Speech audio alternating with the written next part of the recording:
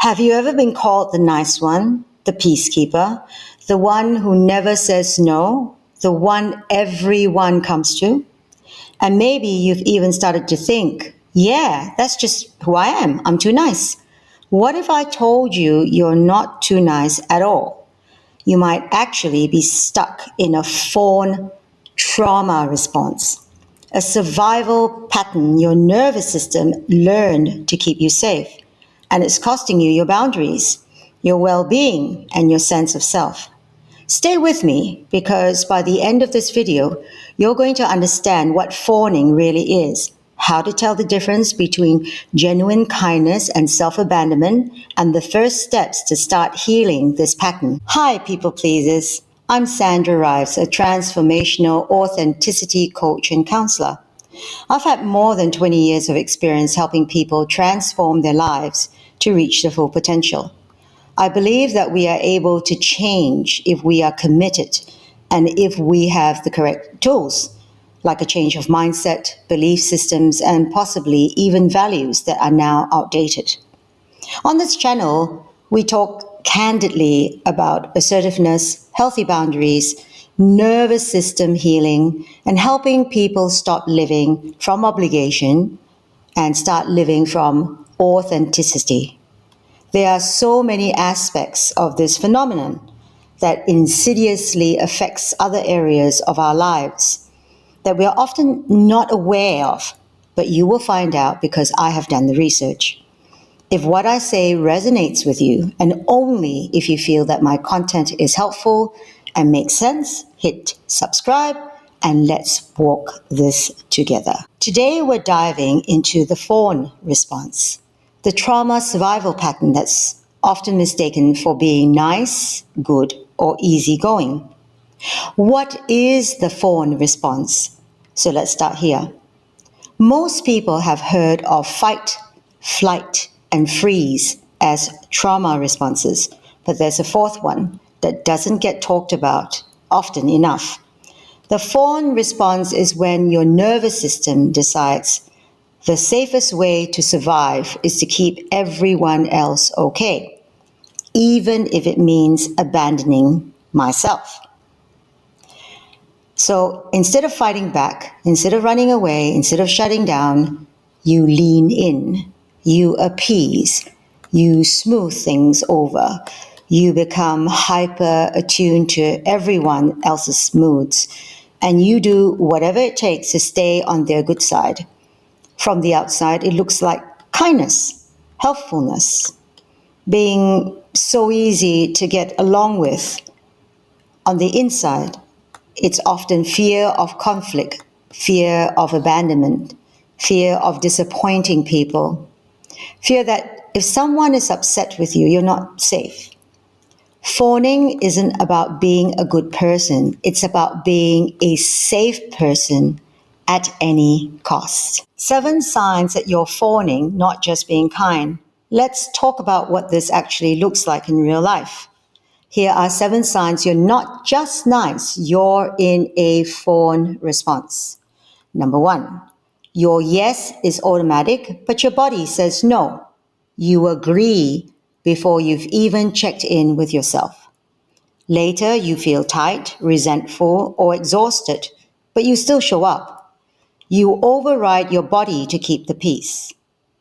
2, you apologize constantly even when nothing is your fault. I'm sorry. I'm sorry. You apologize for existing, for needing, for taking up space. This is classic fawn behavior. Number 3, you shapeshift around different people. With one person, you're bubbly. With another, you're quiet. With another, you're the helper. It's not flexibility. It's hyper-adaptation to avoid disapproval. Number 4, you feel responsible for other people's emotions. If someone is upset, your nervous system goes into overdrive. What did I do? How can I fix it?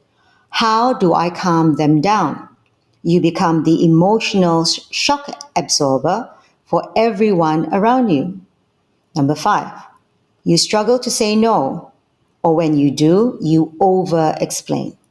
A simple no, that doesn't work for me, feels impossible. So you write essays, you layer excuses, and still feel guilty. The guilt is part of the trauma pattern, not proof that you're doing something wrong.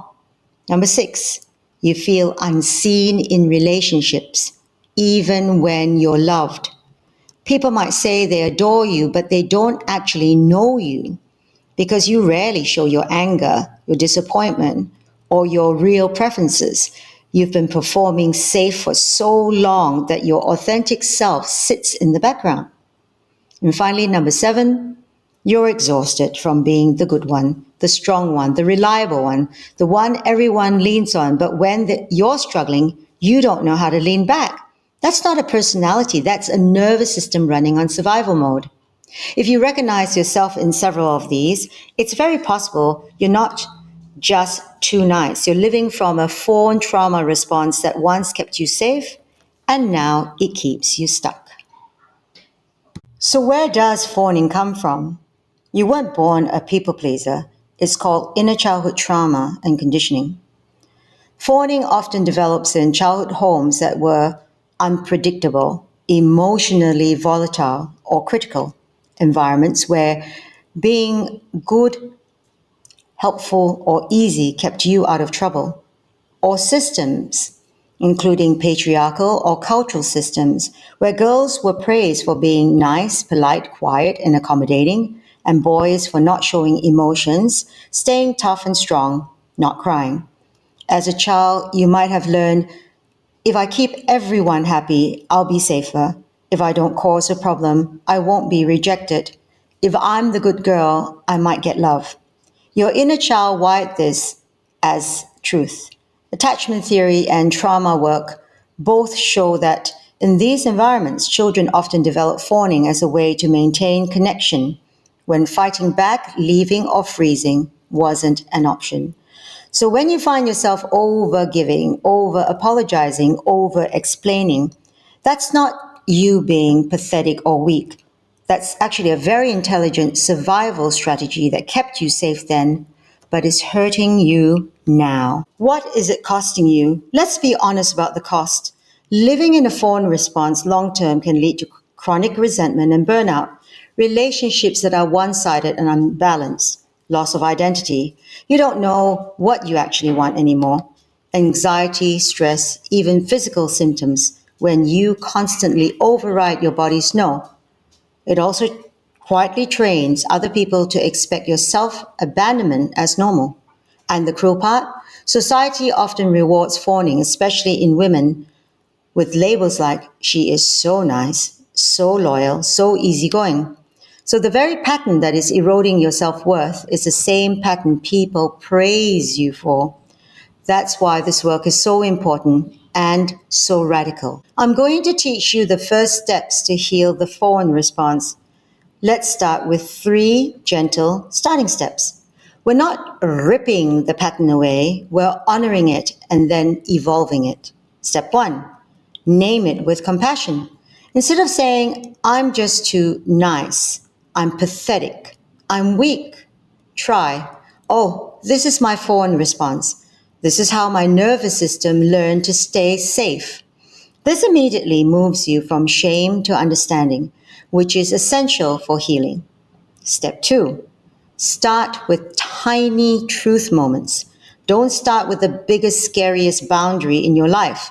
Start small by actually saying, I can't do that this week, or I need to think about it and get back to you, or simply pausing before you answer.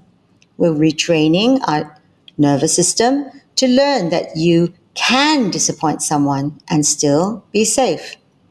Step 3, reconnect with your body as your boundary compass. The fawn response lives in the nervous system, so healing it isn't just mindset work, it's somatic. Start noticing, where does your body say no? A tight chest? Shallow breath? Jaw tension? Heaviness? Before you give an answer, try this experiment. Put your hand on your heart, breathe in and out deeply, and as you slowly exhale, ask yourself, what is my truth here? What if I wasn't afraid? What do you feel? Over time, you move from automatic yes to intentional, self-honoring choices. If this video has you thinking, oh my God, this is me, this is my whole life, firstly, breathe. You are not broken. You're patterned, and patterns can be rewritten.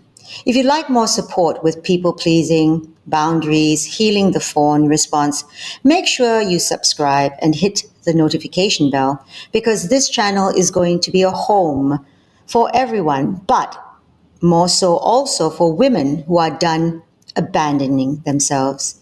In the comments, tell me which sign of fawning resonated with you the most. Naming it is the first act of reclaiming yourself. And remember, you're not too nice. You were just doing what you had to do to survive. Now you get to learn to live. I intend to delve into the many aspects of this topic so that you finally learn how, why, and what is this behavior and thinking pattern all about. Knowledge is power, and so the more you learn, the more you can undo the behavior. So if this video was interesting to you, I'll see you in the next video where we'll dive into how to start setting boundaries without feeling like the bad person. Thank you.